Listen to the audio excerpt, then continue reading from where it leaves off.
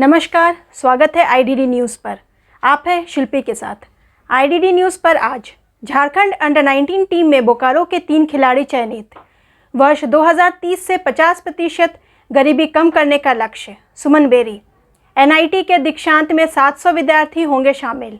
छठ से पहले डीसी ने की बैठक। हर घाट पर गोताखोर, 1000 पुलिस जवान रहेंगे तैनात। 28 से ट्रैफिक में बदलाव।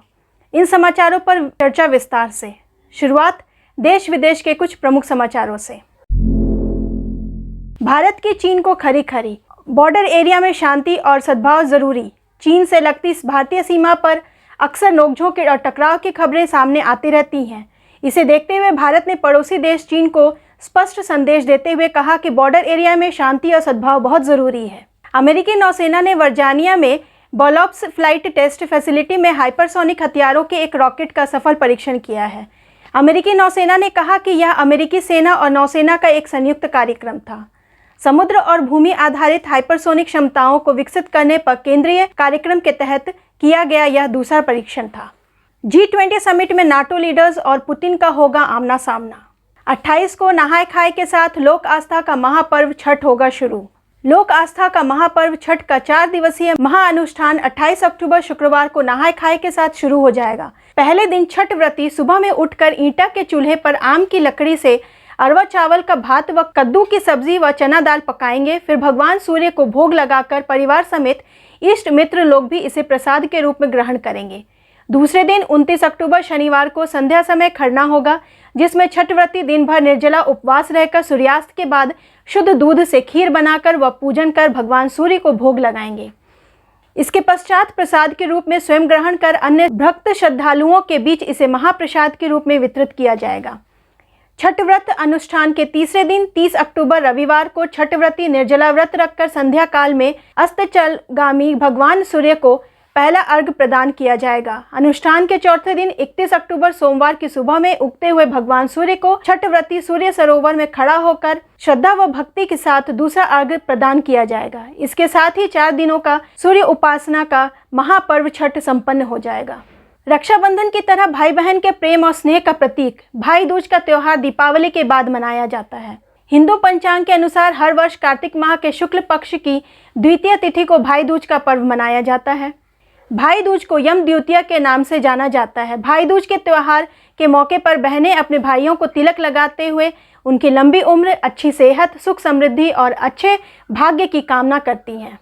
बीसीसीआई सचिव जय शाह का बड़ा ऐलान। अब महिला और पुरुष क्रिकेटर्स को मिलेगी समान मैच फीस। बीसीसीआई सचिव जय शाह ने बड़ा ऐलान करते हुए कहा कि भारत के पुरुष और महिला खिलाड़ियों को अब समान मैच फीस मिलेगी। भारतीय क्रिकेट कंट्रोल बोर्ड बीसीसीआई ने लैंगिक समानता की ओर एक कदम बढ़ाते हुए महिला एवं पुरुष क्रिकेटरों को समान मैच फीस देने का फैसला किया है।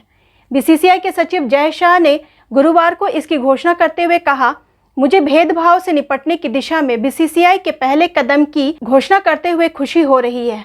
हम अनुबंधित महिला क्रिकेटरों के लिए समान वेतन नीति लागू कर रहे हैं। क्रिकेट में लैंगिक समानता के एक नए युग में प्रवेश करते हुए पुरुष और महिला क्रिकेटरों दोनों के लिए मैच फीस समान होगी। शाह ने आगे कहा, बीसीसीआई महिला क्रिकेटरों को उनके पुरुष समकक्षों के समान मैच फीस का भुगतान किया जाएगा। बात बोकारो की। नगर के अलग अलग हिस्सों में मनी धूमधाम से चित्रगुप्त पूजा। वहीं चिराचास में भी लोगों ने बहुत ही धूमधाम से पूजा अर्चना की। वहां पर पूजा अर्चना के साथ बच्चों के लिए चित्रकला प्रतियोगिता का भी आयोजन किया गया। आइए देखते हैं एक झलक।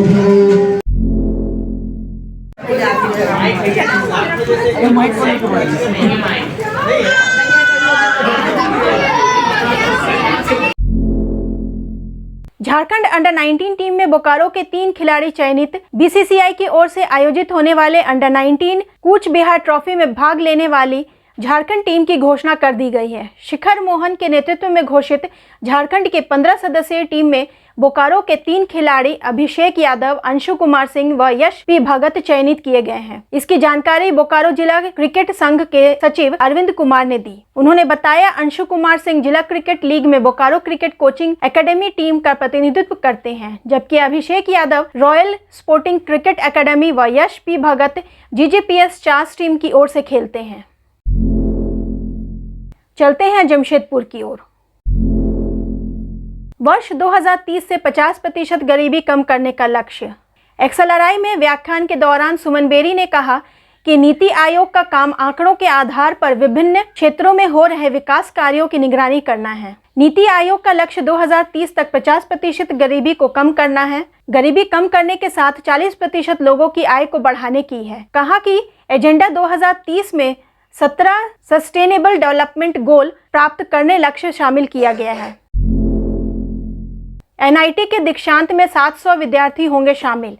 एनआईटी जमशेदपुर का 12वां दीक्षांत समारोह 5 नवंबर को आयोजित किया जाएगा। इसके लिए रजिस्ट्रेशन की प्रक्रिया पूरी कर ली गई है। इस बार 700 से अधिक विद्यार्थियों ने दीक्षांत समारोह में मेडल व सर्टिफिकेट लेने के लिए अपना पंजीकरण कराया है। संस्थान की ओर से दीक्षांत समारोह के मुख्य अतिथि का नाम भी फाइनल कर लिया गया है। इस बार टाटा स्टील के प्रबंध निदेशक टी.वी. नरेंद्र दीक्षांत समारोह के मुख्य अतिथि होंगे और मेडल प्राप्त करने वाले विद्यार्थियों को सम्मानित करेंगे। छठ से पहले डीसी ने की बैठक। हर घाट पर गोताखोर, 1000 पुलिस जवान रहेंगे तैनात। 28 से ट्रैफिक में बदलाव। छठ घाटों की मरम्मत, सफाई और विधि व्यवस्था की तैयारियों के सिलसिले में बुधवार को उपायुक्त कार्यालय सभागार में डीसी विजया यादव ने मातहत अधिकारियों के साथ बैठक की। इसी दौरान एसडीओ और एडीएम को घाटों की व्यवस्था की जिम्मेवारी सौंपी गई। जिले में 16 सुपर जोनल प्रशासनिक अधिकारी, 15 जोनल प्रशासनिक अधिकारी, 13 सुपर जोनल पुलिस अधिकारी, 138 पुलिस अधिकारी और 80 दंडाधिकारियों को तैनाती की गई है। अब बात शेयर मार्केट की। हमारे साथ है संजीव कुमार, जो कि पिछले 16 वर्षों से शेयर मार्केट की जानकारी रखते हैं और लगातार शेयर बाजार पर नजर रखे हैं। शेयर मार्केट के क्या हालात है, उस पर उनकी क्या राय है, आइए सुनते हैं। शेयर बाजार पर यह सूचना दर्शकों को शेयर मार्केट के बारे में जानकारी देने के लिए। यहाँ बताई गई जानकारी पूर्णता व सटीकता के लिए प्रतिबद्ध नहीं है। दर्शक निवेश संबंधी निर्णय लेने के पहले अपने वित्तीय सलाहकार की मदद ले या स्वयं शोध करके निर्णय लें, क्योंकि शेयर मार्केट जोखिमों के अधीन है। नमस्कार। आज निफ्टी 17,771 पे ओपन हुआ और हाई बनाया निफ्टी ने 17,783 का, लो बनाया 17,654 का और क्लोज हुआ 17,736 पे। मतलब कि एक बार निफ्टी अपने पूरे आज के जो गैप अप ओपन किया था उसको एक बार पूरा ही नीचे गिर के आ गया था, लेकिन फिर से वो लगभग अपने ओपनिंग वाली जगह पहुंच गया। निफ्टी 18,000 के लिए बिल्कुल तैयार है। 18,000 अब जाएगा ही जाएगा। अब कोई डाउट हमें नहीं है इस पे। जो आज कुछ अच्छे रिजल्ट आए हैं वो है टाटा केमिकल के रिजल्ट बहुत अच्छे आए, लैटिन व्यू के रिजल्ट अच्छे आए, पीएनबी हाउसिंग के रिजल्ट अच्छे आए, विम्टा लैब के रिजल्ट अच्छे आए और सबसे अच्छा जो रिजल्ट आया अभी 1-2 दिनों में वो आईएफएल फाइनेंस का। बैंकिंग सेक्टर, फाइनेंस सेक्टर ज़बरदस्त परफॉर्मेंस दे रहा है, इसमें कोई दो राय नहीं है। आज जो कुछ टॉप गेनर्स स्टॉक थे वो एपटेक था 17%, आईएफएल फाइनेंस 10% का गेन किया, आरबीएल बैंक 10% का गेन किया और जो आज टॉप लूजर थे उसमें एनएमडीसी का 20% लोअर लगा, ग्रैंड फार्मा 14% माइनस में रहा और तिरुमलाई केमिकल 7% माइनस में रहा। धन्यवाद। और अब बात मौसम की। आज गुरुवार बोकारो में सुबह की शुरुआत धूप के साथ हुई और पूरा दिन आसमान में धूप खिली रही। मौसम में ठंडक के कारण कुछ लोग शाम के समय गर्म कपड़ों में भी दिखे। आज का अधिकतम तापमान 31 डिग्री सेल्सियस और न्यूनतम तापमान 18 डिग्री सेल्सियस रिकॉर्ड किया गया। और अगर बात करें जमशेदपुर के मौसम की तो जमशेदपुर के मौसम और बोकारो के मौसम में ज़्यादा अंतर नहीं दिखा।